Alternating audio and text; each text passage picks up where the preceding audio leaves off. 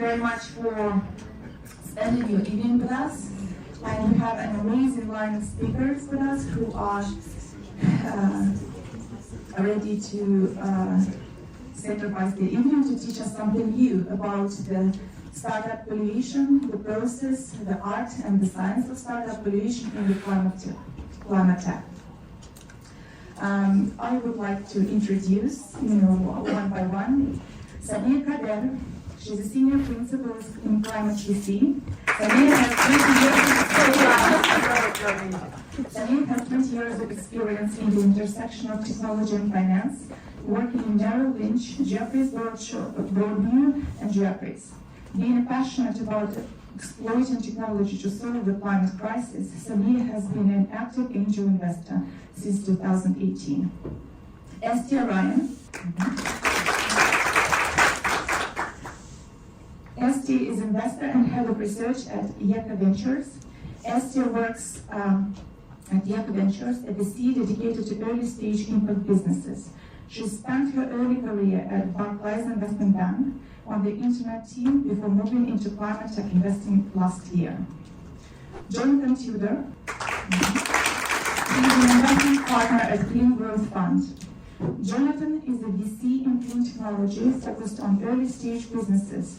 He has a broad-based knowledge and experience of energy transition and mobility and works closely with founders to help their businesses flourish and grow. Dr. Ross Cummings.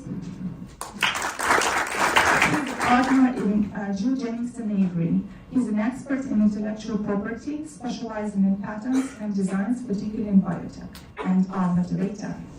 One of the most expert in ClimateTech, the most renowned expert in ClimateTech, among media voices in this country, Freya Pratty. She's a senior reporter in climate in Sifted.EU. She's a reporter in Financial Times Sifted, covering climate and investigations across Europe. Previously at Bloomberg, featured at Financial Times, The Guardian, Middle East Eye, Courier International. And I'd like to thank amazing Tara, Winston, Freya, and Koji from the Energy and Environment Club in London Business School for making this happen, because without their support it would be impossible for us to gather in this room. And I'd like to introduce myself. My name is Nastasia Savina from One Step to Market.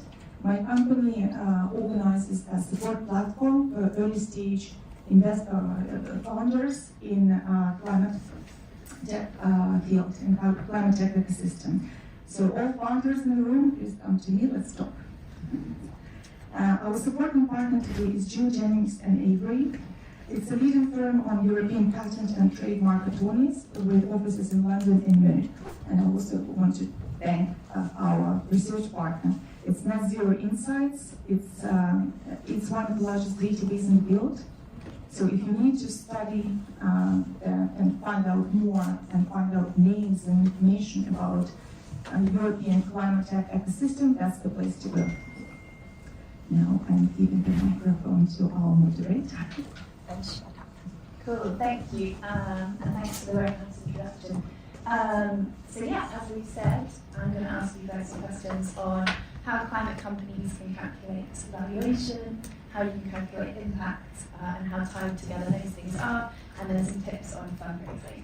So I'll ask you some questions, and then I'll hand over to audience questions, because I'm sure you guys have a lot of things you want to ask our experts. Shall I wait till you all on mic? Cool. Guess we can pass around this. I'm very loud. So. Oh, they don't need a mic. Cool, great. Should we start by Samia? Perhaps you can talk us through how evaluation in general is calculated. I think that's a good place to start. Yeah. So especially for early stage companies. Yeah. So I was a business school student a really long time ago. I think it was 17 years ago, and that's where I learned how to do evaluation. And the way we learned it was, you do a discounted cash flow, you do comparable company analysis, and you do a transaction analysis. And for private companies in banking, we used to do all three and take a haircut of 20% for private company discount. And that worked really well. And you can, if you did work in banking, there's a lot of things you can do to change the comps to get your valuation to exactly where you need it from a banking perspective. with pre-seed and seed deals, these companies don't have EBITDA and they don't even have revenue for a while. So you have to look at things in a very different way. So I think about sort of evaluation and then the actual valuation. From a valuation standpoint, we see a lot of deals in the same space. So, for example, if I see 10 companies, 10 decks in biochar, all in the pre-seed stage, that gives us a sense for sort of what the valuation, what the normal valuation range should be for those companies. And if we see things that are an outlier, let's say one company has some traction and the other one doesn't, but the other one somehow has higher valuation, we'll know something is off. So it's effectively the same as transaction multiples when you're looking at public companies. And then there's the evaluation part of things. So we look at things like, the team. The team is very important. We look at the founder market fit. But the very first thing that we look at from our perspective is the impact. So our impact model is that every company has to have some path towards 10 megatons of CO2e emissions reduction per year for a period of 10 years. So that's the very first thing we look at. And if the company doesn't hit that criteria, we can't look at it. So as soon as it passes that bar, then there's a number of other factors that we look at, which I'll let other people talk about. So for you, does impact, is it kind of a foot in the door and then valuation is outside of that, or is the impact tied to valuation as it increases? It's not tied at all. Our mandate is to look at the impact first. So even if there's a wonderful company that it can't reach that impact threshold, we cannot look at it. Okay. Yeah. And Jonathan, do you want to talk through how you conceive of that impact valuation mechanism? Well, I agree with that. It's part of what we have to look at. We've got a slightly different metric that at scale, the individual company has to be doing at least 100,000 tons of carbon equivalent reductions per annum once we're at scale, rather than just taking the whole market perspective. And likewise, we've seen some great companies which just don't hit that. We won't want to even go to any further. Right? But the way you put a value, assign a value on companies is no different. What I would say to most founders is your assumptions in the business plan were correct at the time you press save, and that'll oscillate and change rapidly, and that's no basis to do a DCF and look at the capacity to generate free cash flows which you get to a business school. Just forget it. Right? There's a kind of rule of thumb that says you're going to give away a third of your company each time you raise money in the first couple of rounds. So don't raise too much, but be crystal clear on what you're going to achieve with that money, and make sure you hit a really clear, demonstrable milestone, which is going to be the basis of you saying we at least double the value of the business, and then have 9 months worth of cash left. Because it's going to, from when you first go out with a new pitch deck, shake it in, it probably takes 6 to 9 months for the cash in your bank account. You don't want to be running out of money when you haven't hit a milestone because you've not proven anything yet. And it's more about, for us as early stage investors, is what are you going to de-risk? So that's no different than any other early stage investor. You've just got an additional hurdle to hit if you're climate that you've got to be able to prove, and that be verified by an independent assessor of the market, that you'll hit that climate impact. So they're decoupled, but kind of linked at the same time. Okay. From a process standpoint. Yeah, that makes sense. And could you perhaps, because I know that companies raising this year are raising in a very different environment to say 2020, 2021. Could you perhaps talk about how that's impacted valuation for, I guess, this is going to be for all early stage companies, but perhaps also for the climate world? No, I think it's always tough to raise money. It always has been, always will be. It tends to affect valuation a little bit. There will be people who will jump in, and we've walked away from deals because we thought fundamentally they were overvalued. We often use a phrase which says a company's got to grow into its valuation, right? And they can quickly outgrow valuation, and if they do, it becomes really difficult to raise money. So I just think I wouldn't say in this environment, I think it just corrects itself to things being more realistic than that upside, because if you like, it's more excessive valuations rather than something that's realistic. Okay. I've heard that a lot actually, people saying that perhaps the climate part of startups are actually going to benefit from the correction because they work so massively across. Yeah, we're not seeing it. We're certainly not seeing downward pressure yet on our portfolio. Everything's raising money at a decent lift. Yeah. Good. And then should we get into how we actually calculate impact? Because I know it's actually really difficult to do, and I can say it differently. Estia, do you want to talk about how you, like, what is impact for you as a very basic startup? Sure. I'm just going to pick up on something you said earlier, because I, again, in banking, thought that I was going to use all my IPO models in climate and spend my first, I'm not kidding, 2 weeks building this 500-line Excel model about how many gigatons of CO2 this was going to stop or prevent. Then to get told by the partner of the fund that actually it's a pre-seed investment and it's going to take way longer to kind of de-risk. So just trying to destigmatize the climate metrics are the same as the finance metrics, and then when you're so early on in that kind of process, you need to think much more long-term about what exactly you're proving out, whether that's finance or CO2 or whatever kind of metrics you're gonna try to prove out. In terms of practically how we do that at our fund, so we look at the total market CO2 emitted by fashion, say, call it X. Then we say, what is the serviceable, addressable market that your company is trying to solve? How much of that is it as a percentage of the entire market, carbon or biodiversity metric, whatever you want to use? And then from that, what is your year 1 to year 5 plan? How much market share are you growing into? Which again, going back to my first point, is exactly the same as you do with revenue generation. You need to think about climate and revenue in the exact same way. And I think that's where a lot of impact funds are getting to, but we're still kind of slow on the uptick of being really standardized and methodological about how we evaluate those pieces. My second point just on that, so a lot of people talk about carbon, us included. I think the industry is moving to metrics beyond carbon. So if you guys, I'm sure you will know, but the Stockholm Resiliency Index, where you're thinking more about different types of environmental impact, thinking about waste, circular economy, how do you quantify those beyond carbon is a really interesting question that we're trying to figure out how to frame. So we're new to this too, but we're kind of in the works of trying to work it out. Mm-hmm. Samia, do you want to talk about your strategy and perhaps those tools you use? We do the exact same thing. The only caveat I would add to that is that sometimes, which is really interesting in impact, the impact and revenue are not necessarily tied. So your revenue might be increasing, but your impact might not be increasing. So for example, we invested in this company that's a hardware device on trains, and it helps with the braking, and it improves efficiency. And effectively, you can then move cargo over from freight into rail. And so in that particular case, the impact is tied to increasing capacity on rail.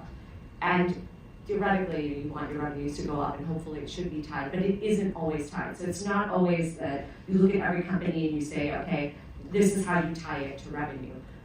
But effectively, it's the same thing. We look at emissions, we look at how much market share the company would need to get, and then we look to see if that would be realistic or not. Okay. Can you explain practically what each startup in the portfolio needs to report on for impact? How you do that actual impact process? That's very difficult for early stage companies. For every company, it's different, like I said. So for some companies, there may be a tie to revenue, but for other companies, there might be a tie to something like efficiency or capacity in trains.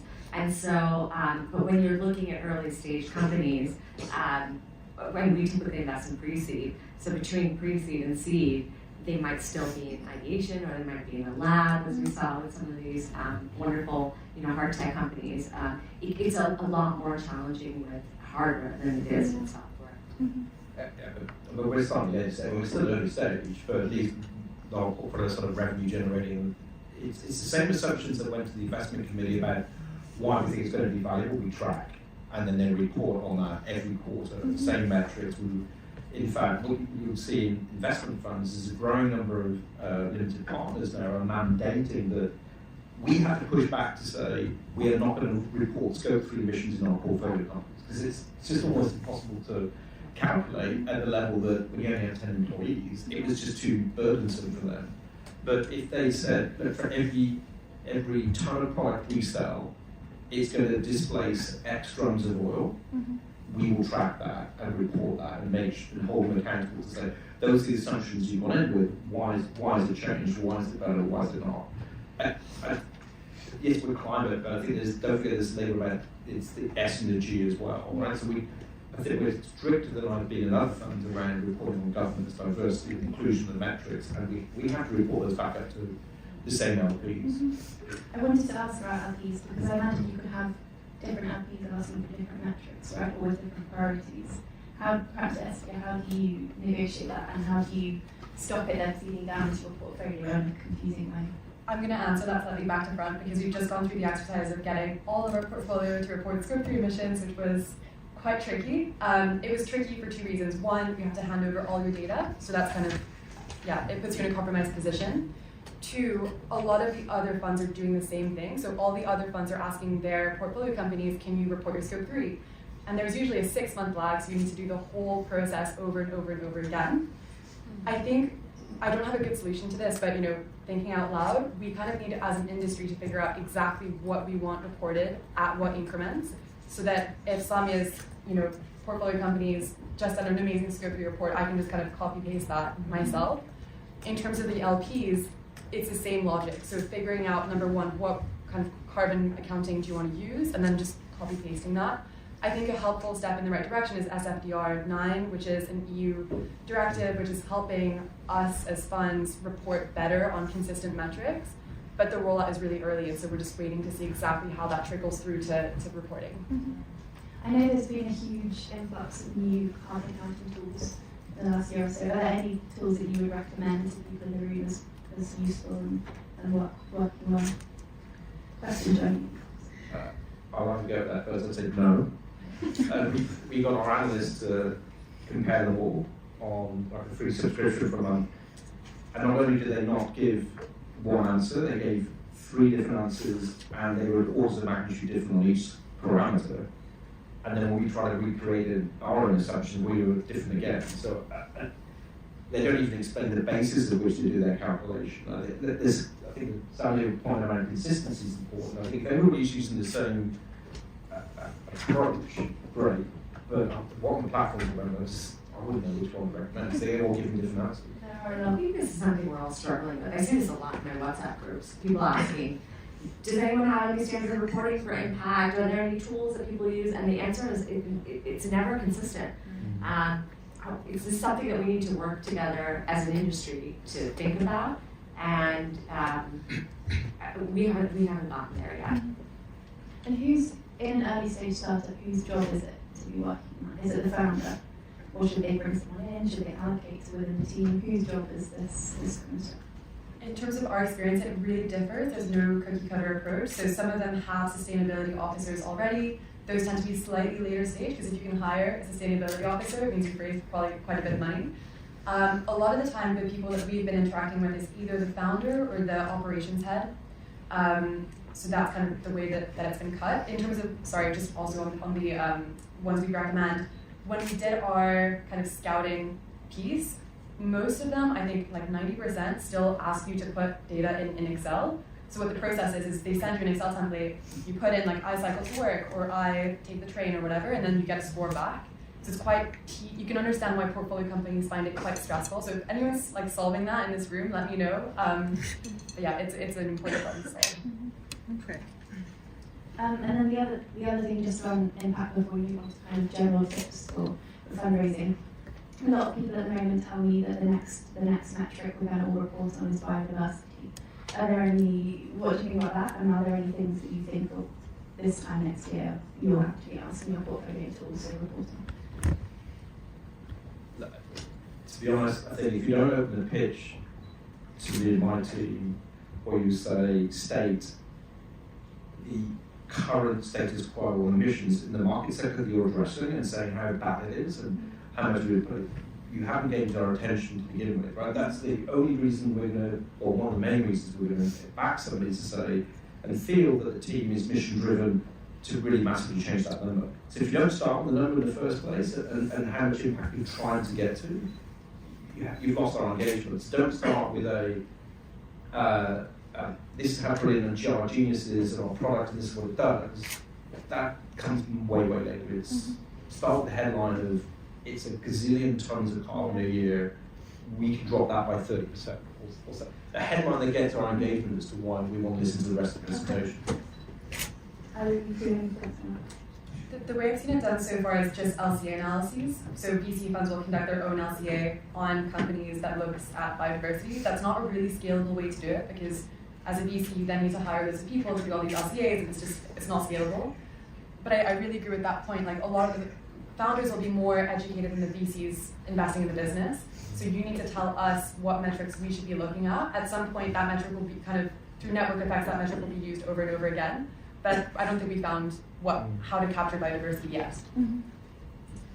Cool, interesting. So let's move on to fundraising strategy, because I know people in the room that's probably top of their mind or high up on the list. Jonathan, do you want to give us a run through, if you were a founder of a company trying to raise pre-seed or seed, what would the strategy be? I know that's a huge question, but some tips on what the plan would be. The panel probably better at sort of stage for me, but I think we typically see the output of that funding. So we're Series A investors, so we're typically writing checks to £3 million. So what counts against somebody who's gone through that process is raising at a much too high valuation at that earlier stage. And I think I'd say to people, focus on what the terms are, the preference terms are of the shares that you're giving away, because ultimately that's going to be just as painful for you as founder. Don't worry too much about the valuation. I think there's a kind of myth that VCs out, or vulture capitalists, as sometimes they call it. We're going to have a relationship with founders for 5, 6, 7, even more longer years. So we need to be able to form a strong relationship and trust in you from day one. If that is, there's the sense that somebody's ripping you off, you're never going to have a great relationship. So just be mindful of try and raise the least amount of money you can, but don't then push the other metric to the other side and say, I'm worth £5, £6 million today. When you haven't even got a product that you could test with anybody, let alone sell. Anybody who comes into any subsequent round is going to treble their money, at least. And so if you end up doing that, say you started off saying, well, I'm worth 10, you raise 2, that next round, you've got to be at least then at sort of 25 to 30 million raised, and then if you raise 10 on that, you end up being 120, and you might only have like 2 million revenue. You very, very quickly run into the transition where people start using DCF for beta values and all the stuff we started, where they can assign a valuation or price to your business, and then you get some asymmetry, massive asymmetry. So just don't hanker around evaluate a massive valuation to begin with. Focus on building the best product for your market segment that people want to buy. Samia, do you want to give your tips on that? For pre-seed and seed, I feel like it's a bit different. I'll start with seed. So, I was starting backwards a little bit. We help our pre-seed founders to raise their seed round. So we like to serve as validation capital. We come in first, and then we help you get through your milestones, and then hopefully get to the seed round. I think I used to work in energy trader where I worked in fundraising, and you're always fundraising. Always, as a founder, you're not going to finish your pre-seed round and then you're going to relax for 18 months and then you start again. That's not how it works. You're always going to be fundraising, and you need to keep that in mind. I would say after you raise your pre-seed, keep a list of all the people who said you're too early. Go back to them. And go back to them with updates. So effectively, what they're going to say is you're too early and you don't have enough traction. So give them monthly updates, have a newsletter, say what your traction is, and make sure that you reach those milestones, because they have your pre-seed deck, so they're going to know whether you actually got through those milestones or not. So that's really important. Keep those conversations going, and be ready for when you try in this environment. Try to keep 18 months of cash runway, and I would say last year people weren't saying that, but right now they're actually VCs whose LPs require that they're for them to be able to show that each company will then, after their fundraise, have 18 months of cash runway. So, and then just be thinking about your next raise after 6 months has gone by. Have you worked towards gaining those milestones and traction? Go back to the guys that said no, and then I have another general tip that. Get to know funds. I know this sounds like a lot of work, but get to know the funds and what they invest in. I get, we're a UK-based investor. We get a lot of decks for Series A stuff, based in America, and we don't, we're called content these guys, swear to God, we get pitch decks for non-climate startups all the time. So people truly, and I think they have bots or whatnot sending people decks, and just do a little bit of research. Go onto the websites and go take a look at the types of companies they invest in. And one, I know that everyone wants Sequoia on their cap table, but don't just go for the big funds. Go for the funds that will add value to you. So if you're a fintech, go to fintech funds. They have LPs who will be your customers.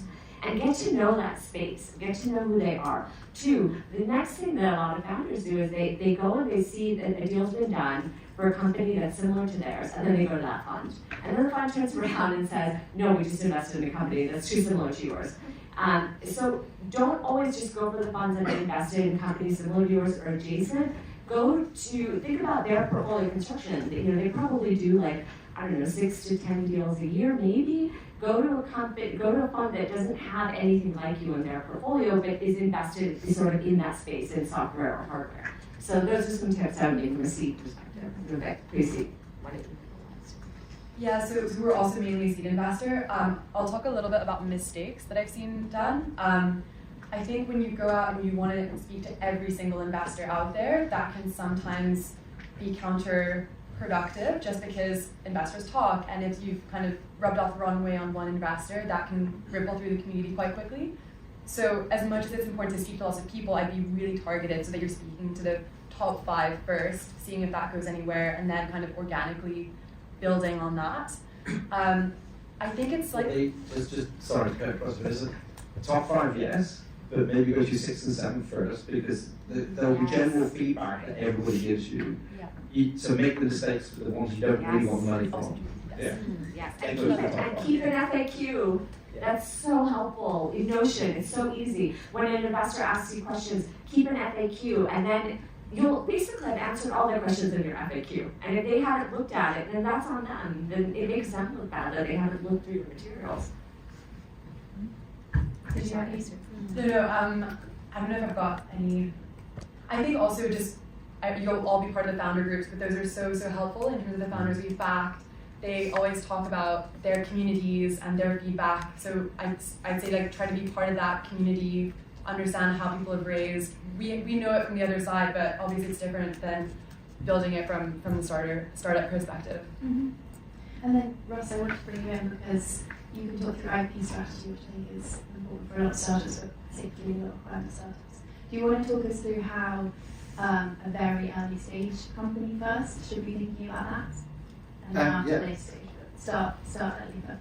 Yeah, sure. I mean, the strategy is definitely going to be different for very early stage companies and companies that are going through Series A and beyond. I think the main thing you need to be really careful about is not disclosing too much of what you're doing that might harm future intellectual property that you could generate later down the line. I think investors, they want to know what the impact is of your product, and they want to see what the numbers and everything, but they don't necessarily need to see the minute details, the way in which things are implemented. Like if you've got a device that's doing something, they won't need to see that. And those details are what needs to be in a patent application, and that's what's going to get you something granted at the end of the day. And if you disclose all that too early, then you won't be able to patent it later, because you can only get patents for things that have not been disclosed to the public before. So very early on, you should talk to a patent attorney for sure, and find out about what is possible with your area of technology. There's lots of different types of intellectual property that apply to different types of technology in different ways. Patents are one of them, but there are many others. And you need to get a good understanding of what might be relevant to you and the appropriate strategy in that situation. I wouldn't go rushing out to file patent applications from the start, because you're probably going to make a mistake that you'll regret later on, and disclose something too early or in the wrong way. And definitely do it. Talk to a patent attorney. They'll advise you. They'll put together something that you can show your investors, to show that you've thought about patents and trademarks and designs and whatever might be relevant, trade secrets, and you'll be able to set out your strategy, your IP strategy, in your deck. It won't disclose the details, but it will be an important enabler for those early fundraisers. And I guess we'll talk about the next stage. Yeah, no, go on. What changes changes as companies get older? What changes is I think that the funds that you have is the big thing, because it is an expensive process filing a patent application, going through various stages, and if you do it wrong, it can end up being completely null and void at the end of it. And it needs to be done in a carefully staged way, in a way also that thinks about 20 years' time, when your patents start to expire, when your product's really getting going. You want to have IP that is still in force at that later stage. And that involves planning out a lifecycle management strategy over many years and thinking about what you're going to be doing over that process. I mean, developing an IP strategy is a constantly evolving process, and you know, if you go too early into the wrong thing, it can harm your later valuations, which are often, you know, when I see companies, well, I work for investors as part of my role, and I often do due diligence on companies that are looking for investment, and you can quite often see quite big holes in companies that haven't properly implemented an IP strategy, and you can see, well, they could have done this, but they can't now. And when it works, I mean, my advice to an investor, when there's a good strategy in place, some patents that have suitable scope and decent time left to them, is, you know, it all looks good. You can't guarantee that it's not a guarantee of success having decent patents. It's not. It's usually a tool for getting investment, and when a company is much further down the line, they may have a role in the courts, but that's really not what you should. People often think about patents as a way to prevent other people from doing things. Usually it's actually a way of actually initiating that investment process. Investors want to feel that their money is somehow protected in a way, you know, that if something goes wrong, that there's still value there, that can be, you know, monetized if necessary. But you know, it is just, it's important to get the right advice and go through the process with a very clear idea of what it is you're trying to achieve. Thank you. I think that'll be useful for people. And do any of you three have comments, perhaps, on how an early stage company can communicate their kind of secret sauce but not compromise the patent? Have you seen examples or have tips on how that's been done really well, or how you? Because I guess you want to know, right? But the first thing I would say is don't make your investors sign an NDA. That's the only thing. It's very difficult for us to do that. If we sign an NDA, then we can't look at other things that are in the similar space. So most investors will not sign an NDA. I've never had a problem with it. I mean, certainly there's one investor we spoke to who's very, very private, and the answer was always, I can't answer that, I can't answer that. So, you know, we don't want to put them in a position where they feel uncomfortable, but it's usually never an issue. Yeah, also completely agree on the NDA point. It's like one of my bugbears. One strategy that I've seen done is not necessarily completely related to IP, but the more interested an investor is, the more you share. So don't share the data room from like day one, kind of like suss it out, maybe this, I think it's important to kind of keep them engaged and keep delivering on what your secret sauce is. So that's kind of how I'd stage the discovery process. So I will sign an NDA, but different stage. But rarely, Yeah. and only when we're in deep fine due diligence. And if it's, like recently we disclosed something on Friday, it's a deep biotech university spin out, there were patents, there were licenses from other universities, reassignments and things. So A, you have to get into the nitty-gritty detail, and B, my team are all geeks, I'm a geek, so we really want to understand the science to make sure that it is going to have the impact it says. But we're sensitive to understanding that you can't disclose everything, and an NDA isn't carte blanche to say everything and anything that you want to say about tech. It's the minimum amount you should be telling us that helps us understand actually how something works. Okay. Would you? Yeah, I would say that NDAs I don't think they're that necessary really. They're not actually really worth that much at the end of the day. They don't. How many companies have you seen call over an NDA? No, it won't save you. It won't enable you to filed a patent application for something later that was disclosed under an NDA, but then released by someone who was under that NDA but that ignored it. If someone ignores an NDA and discloses that information, the patent is null and void. There's no get-out clause. The NDA doesn't rescue you. So I agree. In that later stage, you've gone past the seed round. Normally, people will have patent applications in place, and once you've got a patent application on file, you can talk about it. That's no problem. So you just need to update at the patent office, and as long as you talk about what's in there and not go beyond, talk about your next invention, then you can talk about it. There's no problem there, and you can talk about the details. But when you're very, very early, and you haven't got the money to file some patent applications, or you just aren't at that stage, you need to be a bit more wary, and just be aware.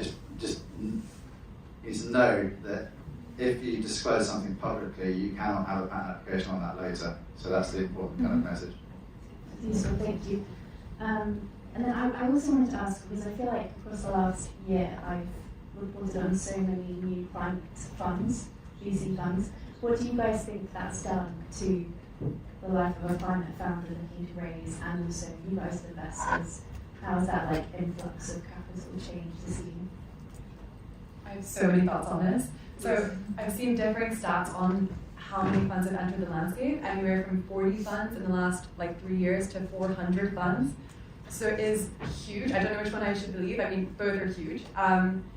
The really interesting thing is, I think it's a really positive thing. So you're getting more maturity within the ecosystem. More competition is definitely a good thing. The interesting piece is how that capital is spread by stage. So you have a lot of early stage VC funds, which is great, which is kind of where we sit. You have quite a few Series A funds, but then you've got kind of this dark patch in the growth space before the big investment banks come back in. And the investment banks have their own green funds where they want to deploy all that for their own LPs. So I think right now we're in a great spot where we have so many young founders that are going to be able to access that seed to Series A capital. I get a little bit nervous about where the next stage of growth comes from. It sounds like there are more and more coming. So a lot of the tier one private capital institutions are kind of rolling those out, but there's not a specialist growth VC that I know of beyond a couple. Trill Impact is one that came out of EQT that's looking at kind of the growth buyout space. Then you have Beyond Net Zero. You've got a couple basically that are coming, but there's not enough relative to the early stage climate VCs. Jonathan, I guess do you want to comment on that? I completely agree with that. I still think it's a challenge that if you're a passive VC, you'll get a SaaS investor, right? And so they hone all their metrics, LTV, CAC ratios, the classic stuff. If you're a SaaS investor, the metrics you can do. ClimateTech and environment touches everything. So we've got photonic semiconductor crystals, we've got biotech, we've got hardware, we've got SaaS. And so are we generalists? Well, yes, but we're a generalist deep tech, climate tech investor, right? So when we were typically in the first 8 companies we invested, we were the lead investor, we were the sole investor in the majority of those because there was no co-investor willing to come in. Because there was a nervousness around really, was that market going to take off? And there's still question marks in various market segments. I think when it gets to Series B, it's a hell of a lot easier because companies are generating revenue, they've got repeat customers, they've got repeat orders, and so it must work because people are paying for this crap, right? And so the generalist VC isn't as nervous perhaps as my own sentiment. I think when you're at the C Series A stage where there's a question mark of what does the world really need? Which specific problem is it solving? I worry there's not really a sophisticated other co-investors across Europe, and we tend to co-invest with the same 4 or 5 funds over and over again at the moment. Yeah. I keep talking to more startups now who are pairing with things like real estate investors or private equity, really varied capital sources, which I think is interesting. Anyway, sorry, I have a lot more questions for you, but I need to hand over to the audience. Who has a question? Yes, we can bring a mic to you. Who has a question? Oh. Yeah, I can just speak. Oh, just shout, okay? So you mentioned that you look for companies, I think one of you mentioned that you look for companies that have the potential to remove 10 million tons of CO2 per year. But given that, like, a company like Tesla, I think it abates 5 million tons per year. What kind of time scale are you looking at with that 10 million? Because Tesla is one of the most successful climate tech companies. Is it like in 20 years? Is it in 30 years? Is it in 5 years? We don't have a time scale. I mean, I would say, so for something like direct air capture, that time scale is further out. And for technologies like, for example, we have a company called ClimateTech, which is ocean thermal energy conversion, which takes advantage of the temperature difference in water to generate electricity for small island developing nations. That technology has been in place for decades, so we would expect that impact to be sooner. And there's something there, right? When you think about carbon math, in terms of investing in companies that can have an impact sooner rather than later. And that's something that we've talked about internally, but we don't have it. It doesn't necessarily. There's no formula for it, so we don't tell companies that they have to reach that within the next 5 years. That's unrealistic, and it also depends on the technology as well. Question here? Shall we just speak? Yes, I can. Oh no, that's fine. I have a loud voice. Thank you. Hi guys, thank you so much. It was so good, so valuable.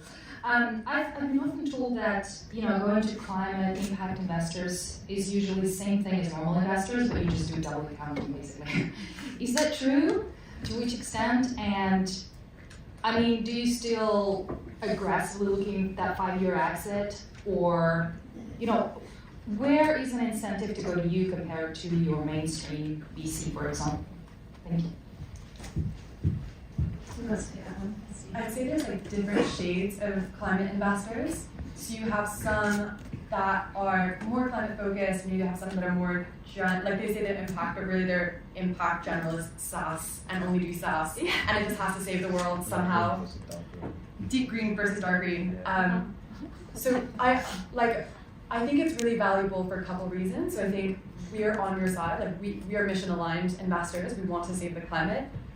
Generalists don't necessarily have, it's double counting, yes, but it's also double counting the mission. So I think there's a huge opportunity there. The second reason is because we spend our lives investing here, we have a really good network across who we can believe in. We have portfolio companies that are all solving the same mission. So that's another one. And I guess the third reason is I'm biased, but I do think we're more patient. So while we do think about, the 1 or 5 million ARR, we are willing to understand that you are saving the climate, and while it may not translate directly immediately into valuation, later on you do get paid for that.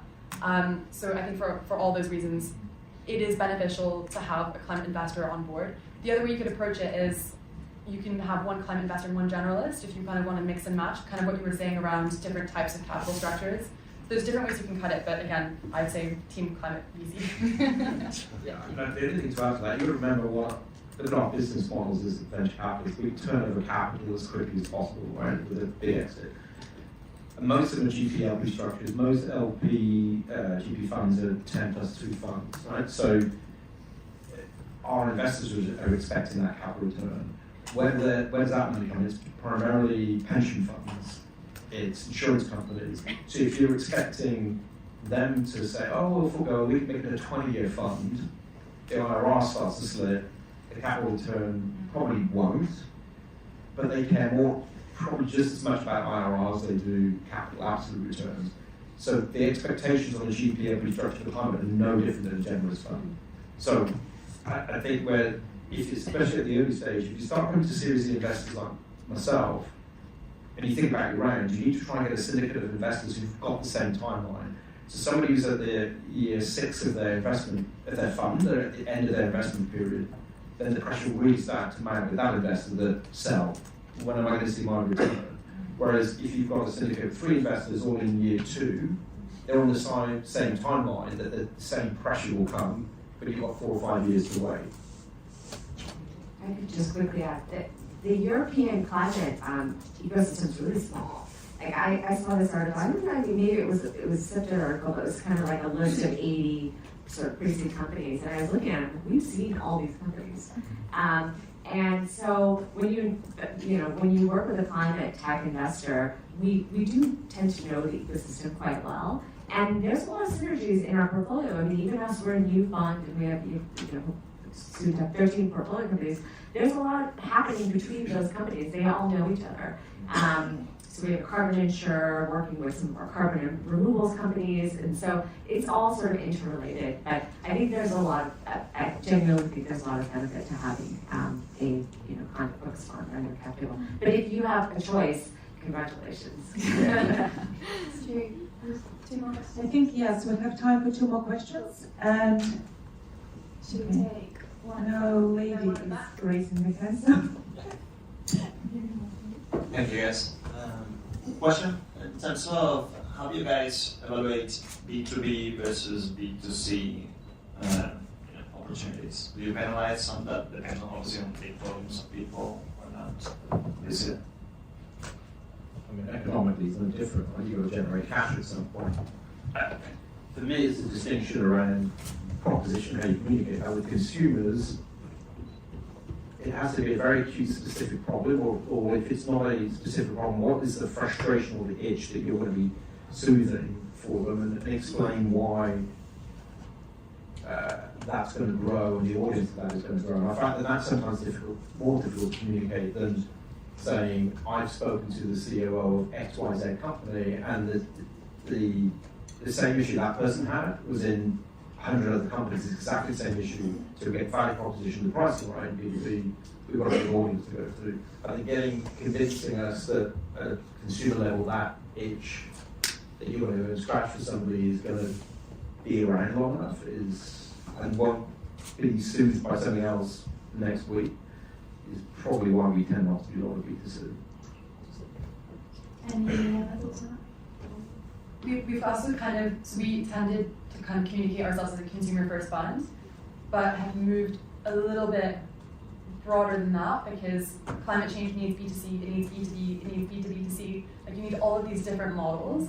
And so if you work from first principles, like we need to stop climate change, and you've got a solution to that, like why is B2B the best way to go about that? Why is B2C the best way to go about that? And I think in the long run, it's a different business model solving the same thing. Customers have more viral organic growth, B2B takes a bit longer in the sales cycle, links to your VC returns, like it's all interlinked. So I just think hard and long about why you're going down your particular customer route. And then we have one question right at the back. Evening, and thank you to the panel. Just picking up what the gentleman said right at the beginning, it's a bit frustrating when you see VCs talk about gigatons of impact because you just feel like they don't actually know their units, and that's kind of a bad start. But I have a two-parter, which is let's say you're looking at a business, and what it's helping a consumer do is they're at a junction and they're going to choose either a gas boiler or something like an air source heat pump. And how do you model the impact of that purchase going down the air source heat pump route?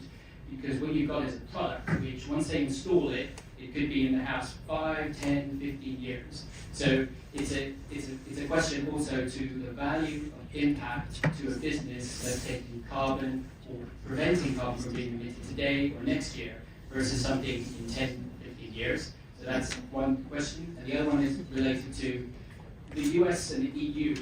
Between the IRA and the Green Deal in the EU, you can start to see a huge gravitational pull because of the money.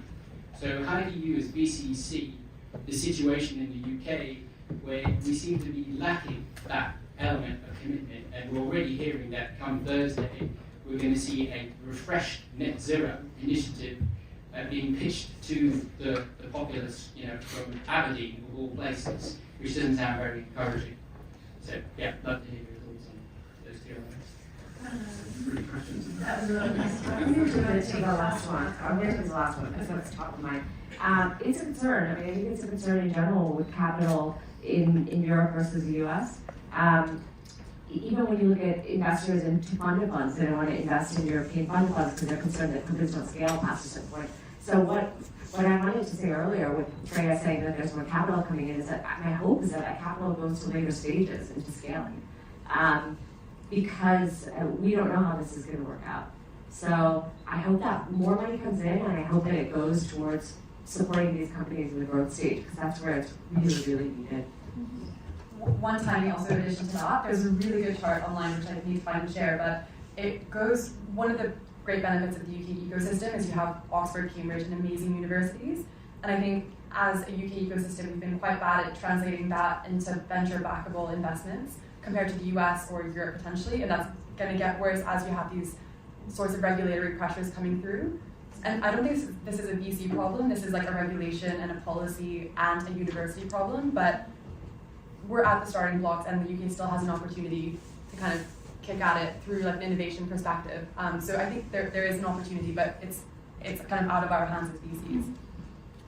Yeah, well, I don't think we've ever invested in a company just because of the UK market, right? I mean, we look at the whole portfolio now, we've been asking CEOs, what are you going to be doing to be able to tap into the IRA? Right? Because if their only objective is to serve the UK market, it's a very unattractive business because the UK is a small market. Your first question around like heat pumps and gas, that's the easy one, right? Because if for every household average property, it's 2 tons of carbon dioxide per year per property. Switch to a heat pump, if you've got solar and you're doing that yourself, it pretty much goes to zero overnight. So for every year, every property, that's 2 tons of carbon dioxide saved. So how can we get to, our question is going to be, how do you get to 100,000 homes? Then you've got to decide this. It's then, okay, what margin you're going to make having served those 100,000 homes? It's a simple one on the maths on that, right? Ironically though, with those types of tech, when you look at, we see the kind of heat pump gas one, that's great. We will often see things which say, we do this, it removes a direct source of carbon for something, but if it's heavily reliant on the grid, if the grid heavily is starting to decarbonise anyway, here it's 40%, other markets is much greater, their direct impact gets less and less because the actual impact benefits happening because of the incremental amount of solar and wind. We debate that endlessly sometimes, but it's not directly attributable to that tech. The solar and wind's going to happen anyway. If we adopt those, it's not really helping decarbonisation, it's decarbonisation helping somewhere else. That's all we've got time for. Yes, Sorry, we need more questions. I'm okay, yes, but you still have a chance to ask more questions at the networking drinks right now. I failed to explain how to go. So you go down the stairs, and the location of the networking drinks would be between the 3rd and the 1st floor, am I correct? The ground and the first floor. Yeah, the ground and the 1st floor. Okay. So think about the smartest question you can ask, and we have 45 minutes for these drinks that to ask these questions to our renowned panel. I would like to thank this panel with your help.